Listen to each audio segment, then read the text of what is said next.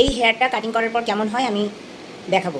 পিয়ালির cutting step কাট পার্লারে Piyali first এলো। আর পিয়ালি কি কি করেছো তুমি আজ সেটা বলো তুমি। আমি হেয়ার প্যাক লাগিয়েছি একটা নতুন ধরনের দিদি আমার লাগিয়েছে কাছে রাতে। আমি বলে দিই, একটা হেয়ার প্যাক লাগিয়ে ওকে সুন্দর করে চুল ধুয়ে চুল কেটে দিয়েছি এবং সেই কাটিংটা আপনাদের দেখালাম।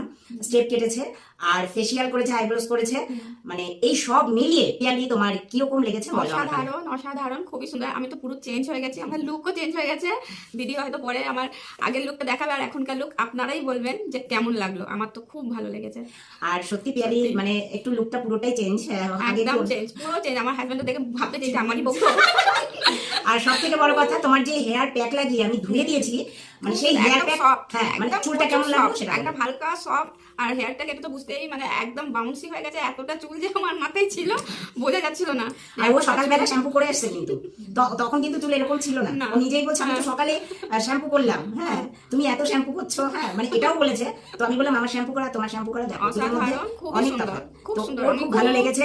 খুব খুব পছন্দ হয়েছে লুক আমার। হ্যাঁ, বিশেষ করে আমার ধীরাদি একদম চোখের সামনে দেখছে। ধীরাদি বলো তোমার কেমন লাগছে। আমার তো খুব ভালো লাগছে, কাটিংটা আমার কাছে এত সুন্দর লেগেছে আজকে।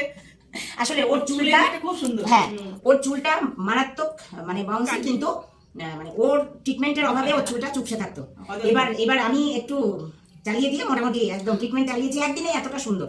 আর পুরো লুক পুরো চেঞ্জ হয়ে গেছে। একদম তো যাই হোক, অনেক বকবক করলাম। তো আজকের মতো টাটা।